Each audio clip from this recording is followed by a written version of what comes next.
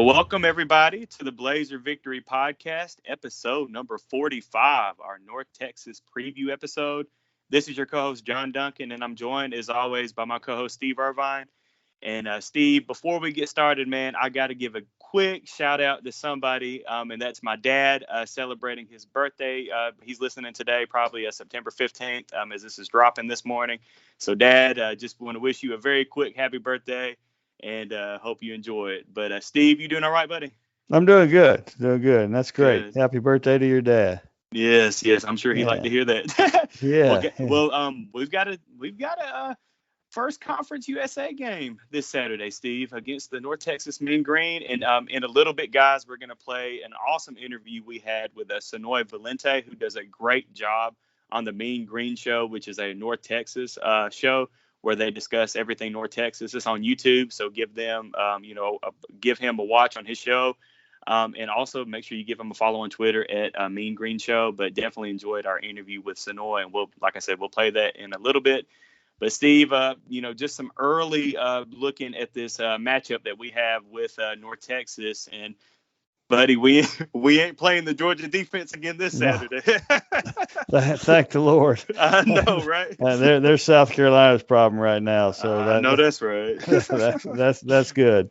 Yeah, I mean that's the thing. It's we moved past that, but fortunately you don't have to do that again. And obviously North Texas is playing better defensively, I think, than they did past couple of years, but there's still a long way to go for them defensively. So that's good to see. Definitely. And one very quick thing to look at stat wise, for this North Texas Mean Green is that through 2 games, I mean, they're giving up a good chunk on the ground in the running game. They're allowing about 243 yards on the ground per game on the defensive side of the ball, which is a very great thing for UAB, who, as always, we like to go ahead and establish that run game early and get that going to set up some play action pass and just really help set up the whole offense. So I really do like that matchup, with UAB against North Texas. But as Steve just mentioned, guys, I mean, this North Texas, this ain't the last couple years North Texas Mean Green defense. Last year, unfortunately, we did not get to play North Texas because the game was canceled due to COVID issues. But last year's North Texas defense was pretty much the worst in the country. I mean, they had the best offense in the country, and they still do have a pretty good offense, but that defense was just god awful. So they did go in and make a change on the defensive coordinator, and they do have a new defensive coordinator this year for North Texas. And I believe during Coach Clark's press conference, he actually said that he had that he knew this defensive coordinator. Was that, or did I hear that? Yeah, they're friends. Phil Bennett. Phil Bennett's been around forever. Right. Yeah, he was head coach in the Conference USA, I believe, at SMU. He was head coach. I know he was a coordinator there, and when they were during their old Conference USA days, and he's one of the most highly respected defensive minds in college football. Been around a long time, older guy that's been around a long time, and he's had a lot of success at places he's been. So he's going to improve him. There's no doubt he's going to improve him. Now we talked with Sanoe about it, and you'll hear that later, but about what kind of his what he's brought to that defense, but they're better. I mean, they're better, but I think a huge key on Saturday is winning it up front. And an offense, that means kind of establishing that running game. I kind of expect to see that. They kind of went with the pass against Jacksonville State more because that's just what was that's what they were getting. Right. I sort of expect Saturday to try to truly establish a run, and at some point Dwayne McBride is going to get 25 carries in a game. I don't know if he's ready. I don't know if he's ready for that. We'll see. But at some point they're just going to ride him. And I'm excited to see that, and that could be Saturday. I don't know. But they certainly there certainly is going to happen. When he's ready, and we'll see if that's Saturday. And I think obviously Jermaine Brown and Lucius Stanley, I think, needs to get a few more touches. Definitely. To do some things. But I'm looking forward to that day when they just kind of say, okay, here, big fella, you take the ball to Dwayne McBride, kind of like they did with Spencer. And, right. So we'll see. That's impossible Saturday. You never know. And I did think, and you guys, if you haven't already, make sure that you listen to our Georgia game recap episode. I know we all know what happened Saturday, but there were some bright spots, that, we were able to pull out of the Georgia game. And one of those were, and we talked about this too, was Dwayne McBride. He had 13 carries for 61 yards. And Steve, he held onto the ball. And, you go back to the Jacksonville State game, and, he still had a good game other than, dropping the ball 2 times, putting it on the ground 2 times. And, we talked before that can almost just be a mental thing. Like when you have a game like that, where you put the ball on the ground 2 times, you just, it's a mental thing. Like, oh, I just know it's going to happen again the next game and the game after that. Like, it's just going to keep happening. But he, and I saw the Georgia defenders they knew that going in. So they were trying to strip it from him, but he did a great job holding on to the ball. So definitely expect good things out of Dwayne McBride this Saturday down in Denton, Texas, and also expect some good things from Jermaine Brown, which, Jermaine Brown showed good things, especially in the Jacksonville State game, but also in the Georgia game. Yeah, I thought all the running backs played well against Georgia when they had a chance, and obviously it got out of hand early, and you weren't gonna Georgia. The thing with Georgia, you weren't gonna control the ball by running it. You were going to have some success at times, which they did, but you weren't going to drive down the field. They knew that. Georgia knew that, and that's why they lined up to the way they did. And they knew that, they just couldn't control it, on the ground. Now with this team, it's possible you can't. Now that obviously Phil Bennett's a smart guy, and and I think that he's going to do things, schematically to try to take away the running game. First and say, hey, you're going to have to beat us with the passing game. But that's where the big guys come in. And that's, that's where maybe UAB says, okay, you line up like that. We're going to do this. Let's see who wins. And, it's possible they can still run the ball no matter what they do, so it's going to be interesting to see. Now it'll be a lot easier to do that if they're hitting some passes too, if they still commit to the run, but hey, when they are throwing the ball, they're getting, having success with it to sort of soften it up and sort of make make Bennett and the North Texas folks decide that, hey, are we going to stick with this, or do we have to kind of adjust? And so we'll see. It'll be a something that I think is kind of a work in progress during the game, just sort of the adjustment things are part of it, like it is any game. But I think this is one that really will be a big adjustment during the game, seeing what they can do. Right, and I definitely agree, Steve. I definitely see North Texas defense with Bennett just loading the box up and just forcing UAB to throw it to win. But I go back to the Jacksonville State game because that's kind of what Jacksonville State did, and Vincent, great game plan going into that game. As offensive coordinator for us. And I think he'll have something schemed up this Saturday. Because, the coaching staff has to anticipate that's what they're going to do. Because, Jacksonville State did it and Georgia did it. Right. Georgia was talented enough to kind of drop some safeties back. But North Texas, they're really going to load that front line. Well, they were talented enough to drop them back. But what they were talented enough to do was able to just cover man. Just say, okay, we're going to drop these guys back and we're going to cover man right here, right? And you're not going to beat us, and they didn't. But obviously, I don't think that you're not facing the same cornerbacks this week as you faced last week. Just because they're the number 2 team in the country. Not that the North Texas corners are bad. It's just they're not Georgia's. And right. So I do think this. I do think that there's going to be some points early in the game that Tyler will try to they'll try to get some hit a downfield throw, because I think that's one thing with Tyler when he gets if he can hit something early. Get that confidence going. Yeah, a lot of the times he gets on a roll, and you've seen that a lot of times with him if they can get some early. So I think they'll take a shot or two early, but I do think that I don't know, but I wouldn't be surprised if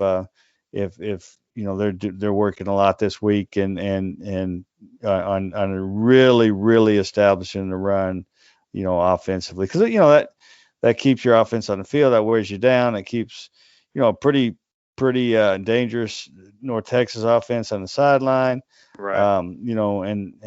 So we'll see. We'll see what it'll be interesting to see.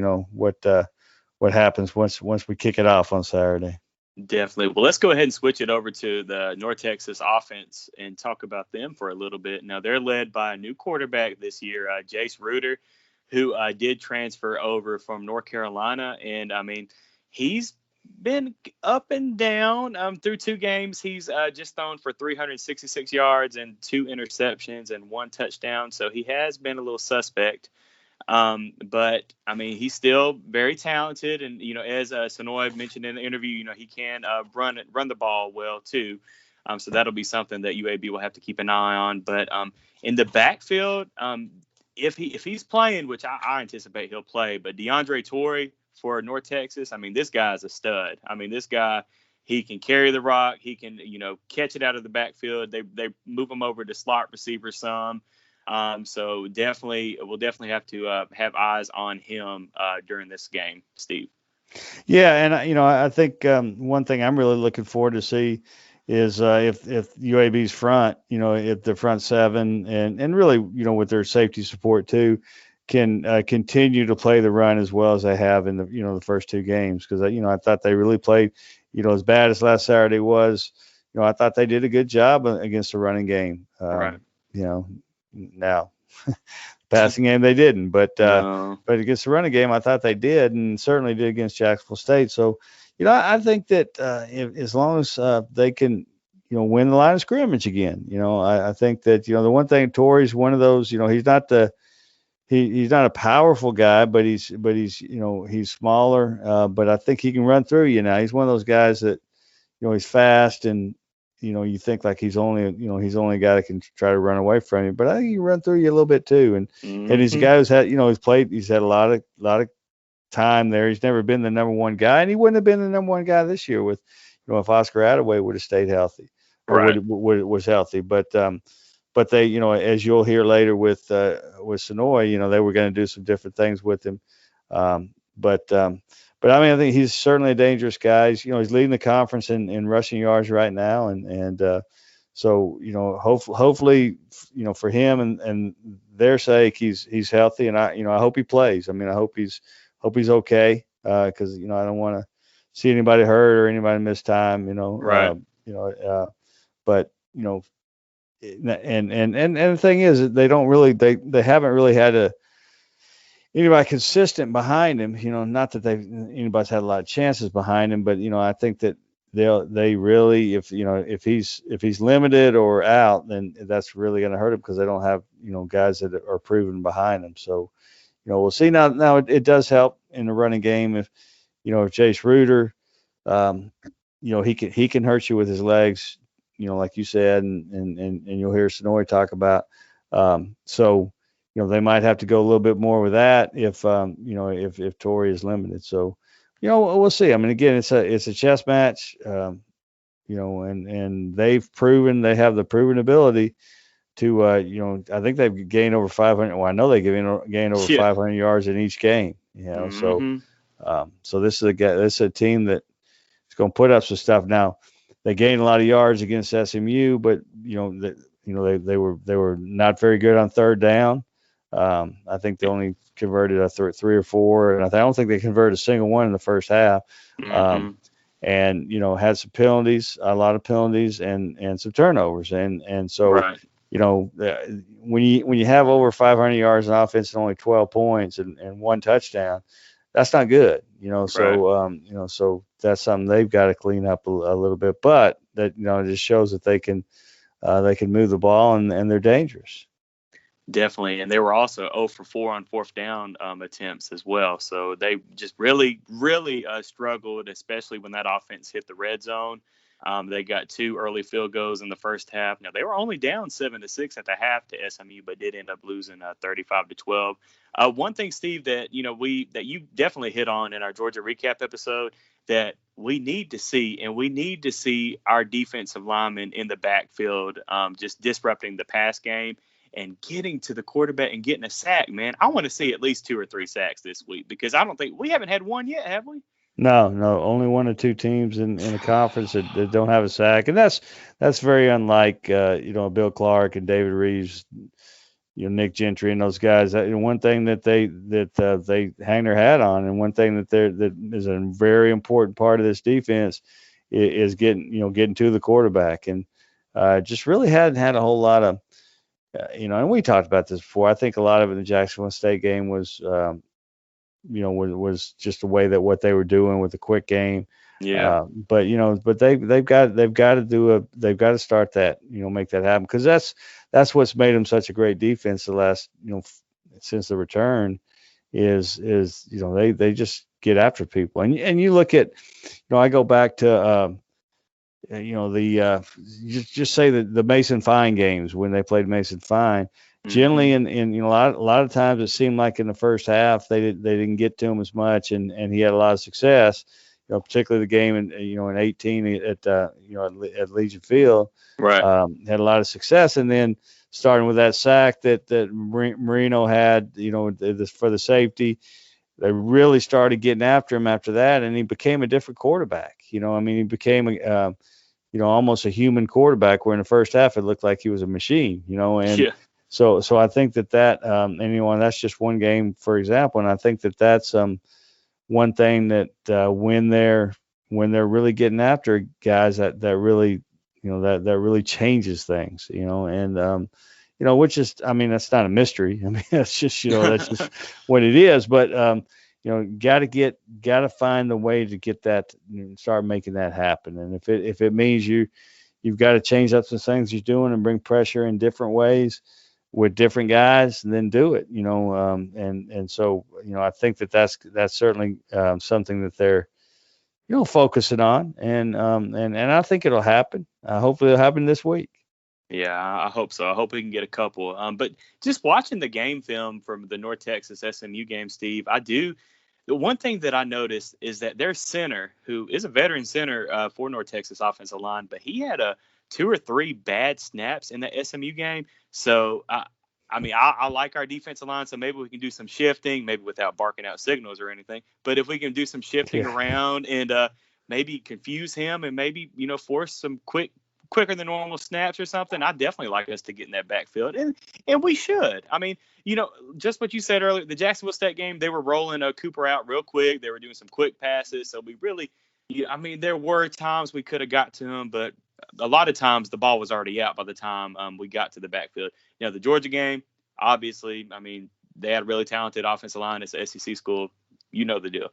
But here, this is a great opportunity for the defensive line to show how dominant they are, especially in this conference, in Conference USA, and get to the quarterback early and often and just, rattle Reuter and just make his life hell. And they are very capable of doing that. And I can almost guarantee that we're getting at least 1 sack, but I hope we get a couple sacks this Saturday. Yeah, I agree. I think they're going to get after him, and I think there's going to be some sacks, and hopefully it's multiple. And even if it's not sacks, we definitely need a sack or 2, or some. But I also want to see a lot of hurries and just things like that, because we really hadn't seen a whole lot of that either. And a hurry a lot of times is it's going to get you out the field. If it might not get yardage at that point, but it'll get you out the field a lot of times, because that forces a mistake, errant throws, throwing the ball away, just different things like that. And so we'll see. And I'm also looking forward to see how the secondary responds. To a really bad week. And I like the way that the things that Starling Thomas had to say. On during the press conference on Monday, he was one of the players that they had up there. He seems like there's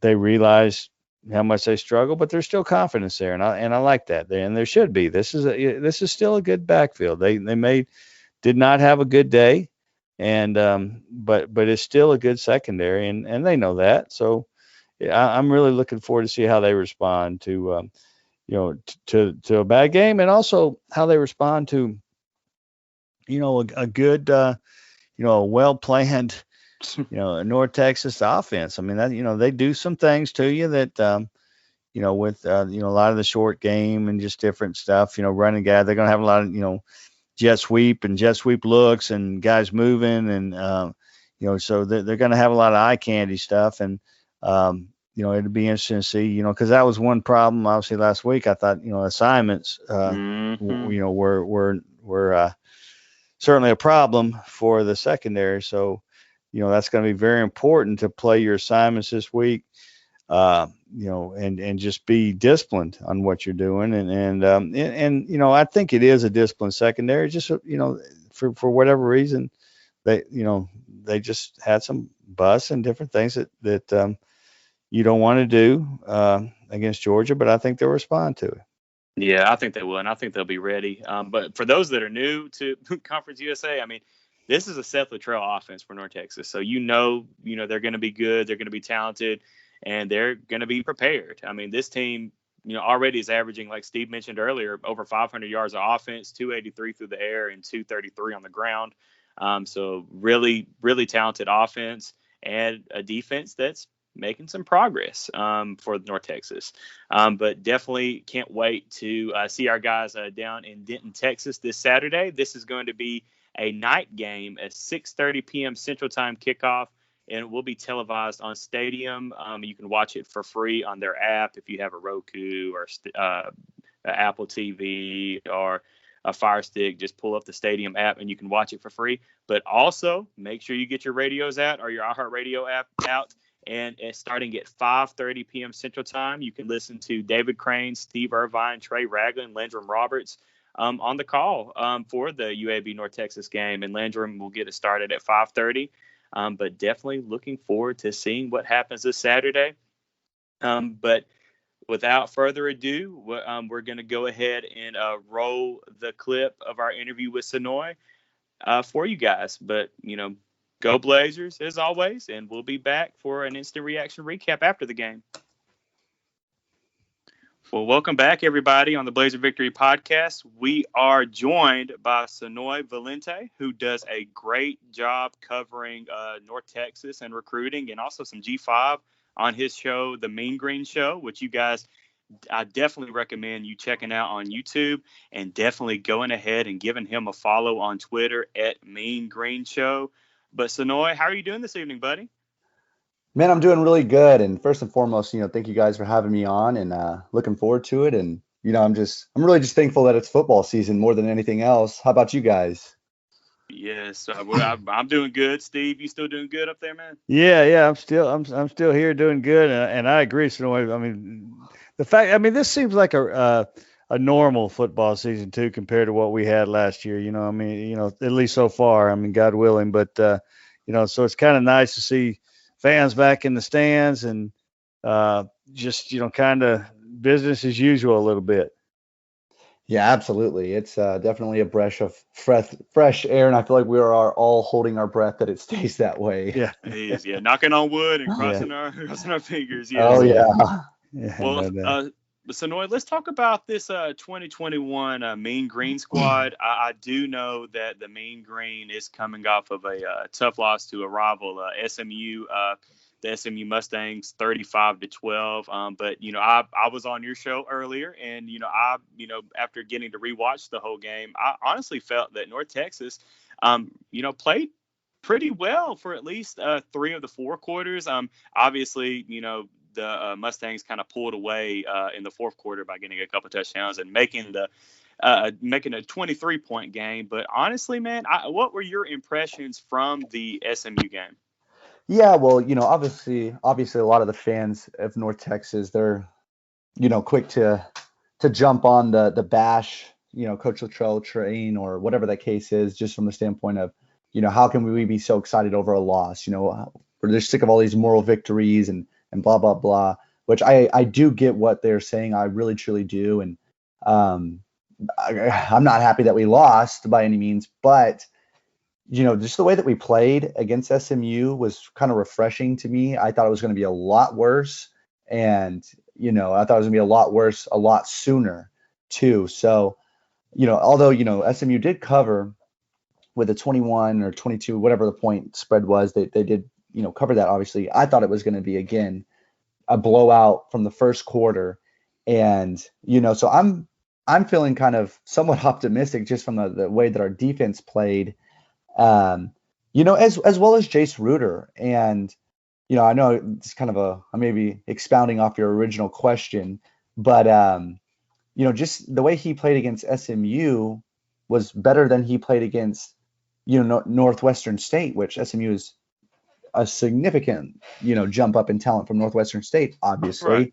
Right. And so I'm feeling like, the season is not over yet. A lot of the North Texas fans are kind of already, woe is us, it's over. And I don't agree with that. And I think there's still a lot to be optimistic about, and especially in these next two games against you guys as well as Louisiana Tech.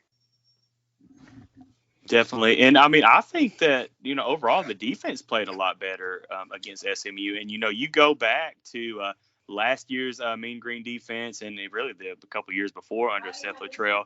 And that was one of the reasons why that North Texas wanted to make that change in the defensive coordinator. But talk a little bit about how impressed you were with that defense against SMU, because to me, on my end, especially the front seven, they look pretty good. Absolutely. Yeah, that was by far the most impressive thing, was the defense. And if the defense has to carry this team to 6, 7, 8 wins, I am all for that. If we're going to be a defensive team, that's very not like North Texas's MO. We're kind of the opposite. Right. Kind of an offensive, we put a bunch of big numbers up, but can't really do anything on the defensive end. But if that's going to flip, and again, if this defense can lead us to, like I said, 6, 7, 8 wins, I'm all for that. And yes, I'm extremely excited about how they played against SMU. And I think SMU debatably might be the best offense we face this year. I know we have Liberty coming up on our schedule. We also have Missouri. Missouri obviously being an SEC team, they're just probably going to be able to outbody us. But from the standpoint of just having that electricity and that knockout punch, if you will, the ability to make a big play out of nowhere with Tanner Mordecai and that loaded receiver room with Reggie Robertson and amongst others, and as well as the running back, I think our defense played extremely well, held them at the first half. It was 7-6. And, at the end of the half, and our offense really didn't do, you're going to hear me speak out of both sides of my mouth on this podcast. So just buckle up for that. But from one standpoint, our offense definitely didn't help them out too much. There was a lot of short fields that the defense had to, make a lot not happen, if you will, prevent SMU from getting on the board with not a whole lot of field to work with to defend. So yes, I think our defensive line is probably our strong suit. I think they showed that against SMU even more so than they maybe did against Northwestern State, from the standpoint of getting him Tanner Mordecai's face, making him uncomfortable, and just kind of causing some havoc during certain points of the game. And our secondary played pretty well against that star-studded receiver room that SMU has. So really, really excited about how the defense played, and against a very high-powered SMU offense. How much of that is just Phil Bennett and just kind of the change and just a different attitude, I guess. How much of that and how much do you think it's going to take for the defense to to fully be comfortable in a new system? Yeah, that's a great question, and I don't know how much of that is. It's probably, I guess, 80% Phil Bennett, because we had pretty much all the same guys aside from a few transfers last year. So I think it's just, Coach Bennett bringing a lot of experience, obviously head coaching experience, defensive coordinating experience at very high levels. So I think just that confidence, and I haven't spoken with Coach Bennett ever, but all the things I hear from players of like, he's up there in age. He's, I think, maybe 67, something like that. But they say he has a lot of energy. He loves the game. I mean, he doesn't really need a paycheck, I guess you could say. So he's kind of just doing this out of, just the love of it. And I think just that passion really just drives the way he coaches. And it seems to be anyway, has this defense on a really, really good track so far. So I think Phil Bennett, is due a ton of credit, just a ton. And I'm sorry, Steve, what was that second question you had? No, I mean, I think that's just kind of just kind of how long do you think it's going to take for this defense to really settle in? Because it's one thing to play well early on, but a lot of times when you make a change, it kind of takes you a little while to truly settle in to what the new guy, kind of a new look type of thing. Yeah, that's a great point. And I don't know. I think these next two games, the time will kind of tell, because after UAB, then we have La Tech, then we go to Missouri, and I just don't really know what to expect from Missouri as far as just, I don't think that's kind of to a lesser scale, but kind of like you guys against Georgia. I don't think that is a telltale sign of your guys' team, and I don't think what we do against Missouri anyway will be a telltale sign of our team. But what we do against UAB as well as La Tech, I think that will be really kind of like the tell factors of what this season will look like, and how our defense again will gel, as far as, week 3, week 4 going on with the season. So I would say hopefully no later than La Tech that we're firing on all pistons from the defensive side, which, again, from the SMU game, it doesn't look like we're too far from that, aside from, probably cleaning up that run defense game quite a bit. But yeah, and they're going to need to do that for UAB. I was just about to mention that, giving up almost 300 yards to an FCS team, to Northwestern State, and then, the run defense against SMU was a little better, but still giving up over 225 yards. North Texas is definitely going to need to step that up if they want a shot against UAB's powerful run game. Yeah, absolutely. That's definitely the Achilles heel currently of the defense is run defense. Now, Sanoe, on the offensive side of the ball, can you talk a little bit to Blazer fans about Jace Ruder and just tell us, what to expect? I mean, I know this is only going to be his third game with North Texas, but I believe he transferred over from, was it North Carolina that he transferred over from? Yes, he was. So Jace, he was pretty highly rated 4-star coming out of Kansas, went to North Carolina, had a really long list of offers coming out of high school, was in a tightly contested battle with Sam Howell for a while. Then obviously Sam Howell, won the job, which Sam Howell, is a top. I mean, he isn't out to the greatest of seasons this year, but still probably a top 5 quarterback in the country. And so really not a huge knock on Jace to lose out to a guy like that. And then after that, he really got bit by the injury bug. I think he had a broken leg at UNC, North Carolina, as well as I believe a collarbone. I think he had 2 years of injury, if I'm remembering correctly. But anyway, moral of the story was there, lost to Sam Howell, then got bit by the injury bug. With all that, decides to transfer out. He was not here for spring ball for us, so he's still learning this offense on the fly, but he's a really athletic guy. And I've kind of spoke on my own show about you never really want a quarterback to really want to, one read run. You know what I mean? I kind of, and not a knock on Jason Bean, but I kind of felt like we had something like that in Jason Bean last year. Yeah. And he was super athletic. So, I understand the comfort in taking it off, or taking off. But Jace, he's been looking to pass, and he doesn't have a crazy amount of rushing yards. And even against Northwestern State, where I feel like he could have put up a good amount of rushing yards if he just wanted to take off. But so I think he's looking to pass. He's trying to go through the route tree, his progressions, and just using his athleticism as a last resort, which I like. And hopefully that we can see, some things cleaned up that I'm kind of chalking up to him. Just, this is only his second collegiate start was SMU in his entire career. So I'm hoping that he just continues to trend upwards. Well, with him, I mean, could you see him being with his athleticism? I mean, you can game plan his running game into it more depending on what the defense is, depending on who you're playing. I mean, Mm-hmm. it's one of those things when you have a guy that with talent, running talent like that, even though right now he's more of a, he's trying to work his passing game more. But if somebody comes in and plays a particular defense, is he the kind of guy that you can, for that game, sort of turn him more into a runner or use that part of his game in that particular game?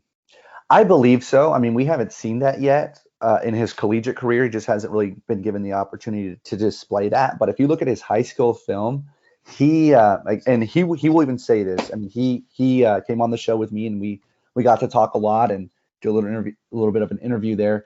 But he even said, he was playing against Kansas guys, not really known for the greatest athletes in the world. And again, like I said, this guy is an athlete. He's like about 6'3", 220, and he's built well. So in his high school film, man, he was running all over those guys, and he and he was passing as well. But so I can't really speak on that from a collegiate standpoint. We haven't seen it yet, but going off his high school film, yeah, I don't think he's a real stranger to tuck and run it. And if he's getting good gains, then yeah, I think he could be a quarterback that could definitely put up 100-yard rushing game if that's what if that's what was called to be necessary. Mm-hmm. Now, obviously, offensively, there's some health, some guys that are banged up a little bit with DeAndre Torrey and Tommy Bush, and I guess best guess right now, how healthy do you think the offense is going to be on Saturday? Yeah, well, this is not a new injury, but I just want to talk about it anyway. But the loss of Oscar Attaway was kind of a twofold loss for us. One, he was just, everyone was just raving about him. He was going to be our starting running back, and he tore I believe his ACL in a no contact drill in practice. So just real horrible luck of the draw there. Why that's kind of a twofold loss is Torrey, our now starting running back, he was going to be the H-back and work out in the slot a lot, which he's very productive there. So after we lost Attaway, we had to move Torrey to running back. And Torrey, we had another guy who we lost due to some eligibility reason. He has to sit out a year, but that's Logan Wilson. He was going to be probably our main return man at kick return and punt return. He did that for K-State, a previous school he was at. So now Torrey, our starting running back, is our starting kick returner and our starting punt returner. I hate seeing that from a UNT fan's perspective. I don't want to see our starting running back get worked that much. I mean, that's just not sustainable. Right. But so anyway, we had to move Torrey to the running back spot, and because of the loss of Logan Wilson, he's our kick returner and punt returner as it sits now. In the SMU game, yeah, like you were touching on, he got nicked up. He left the game, didn't come back. Tommy Bush as well. He left early, didn't come back. I don't know if I want to give away the farm and what they're trying to do per se, but I'm not really expecting to see Tommy. I mean, maybe we will, maybe we won't, and if we do, I think it'll be very limited, if at all. Torrey, I think, comes back, and hopefully he can be the bell back he's been the last two games, and because we need him. And he's a pretty vital piece to this offense. Definitely. And also, not to mention too, but before the season even starts, you lose Trey Siggers over to a rival at SMU too. So I just think they're asking a lot on DeAndre Torrey. Absolutely. And sorry, you brought up Siggers, so I got to comment on that a little bit. I believe, and it's not a knock on Siggers, I believe Siggers left to SMU because of Oscar Attaway. Siggers is on his last year. He saw the animal that Attaway was. He's just like, you know what? I don't want to back up someone that's significantly younger than me, and then who don't even know how much I'll back him up because we have Torrey as well. So he went to SMU. It is maybe a lateral move. Like maybe if he's going to be a backup, he'd rather be a backup at SMU. I don't know. Then it's just ironic. We lose Attaway, and we could have totally used Siggers back in the fold. But anyway, that's Just kick me while I'm down, I guess. Yeah. Right. Well, very quickly, Sanoe, can you, because, we all know the Jalen Darden of old. Who's stepping up in that receiver position? I mean, I know you mentioned that Torrey is running the slot a little bit, but who's going to be that number one guy for Blazer fans to look for on Saturday? Man, it's looking like this guy named Roderick Burns. Roderick Burns, he had a really good game against Northwestern State. I personally didn't really put too much stock into it because, again, it's Northwestern State. Right. Roderick Burns is a walk-on right now. He's a preferred walk-on in his third year or something. But against Northwestern State, he had 6 receptions for 114 yards and a touchdown. Again, didn't put too much stock into that because, again, it's Northwestern State. However, in SMU, he again is our leading receiver with 12 receptions, 141 yards, no touchdowns, but still very much involved in the offense. Part of that might be due to the fact that Shorter was a little dinged up, I believe, game 1. He came back for this game, and he was our second leading receiver. Also, another receiver we have that is, I don't know how much he'll play this week, is Deontay Simpson. He was our number 2 guy last year with Darden because Shorter went down early in the season with a leg injury. So I don't know if Simpson will be back, but regardless of who's back or who's not back, Roderick Burns is a name you probably want to circle because he's been producing for us, now 2 games, and they ranted and raved about him during fall practice. So it's kind of looks like that's kind of translating to the game weeks. Another one who we haven't really seen too much of, but he's got lightning abilities. Lorenzo Thompson, he had 1 jet sweep against SMU for 30-something yards, but they haven't really got him involved too much in the passing game. I'm hoping that changes because, again, he just has that kind of has that Darden-esque to him of just that flash, and just making people miss. So we'll see, but I think the one that you could probably count on here is Roderick Burns and probably Jair Shorters as the second tier target for now. Nice. Well, Steve, do you have any other questions for Sanoe? No, I think I'm good. I appreciate everything you've done for us here. You really great insight on North Texas, and I'll tell you, I'm really looking forward to Saturday night. Definitely echo what Steve just said, Sanoe. And guys, if you haven't already, make sure and go check out Sanoe's Mean Green show, which is on YouTube. He does a fantastic job. Him and Miles will come on, and talk North Texas football as well. But definitely give them a watch, and also make sure you're following Sanoe on Twitter at Mean Green Show. But thanks again, Sanoe, for hopping on with us.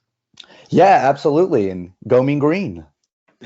Well, Blazer fans, me and Steve will be back in just a couple of days after the game. Look for maybe Monday morning for us to do an instant reaction recap on the North Texas UAB game. But in the meantime, guys, go Blazers.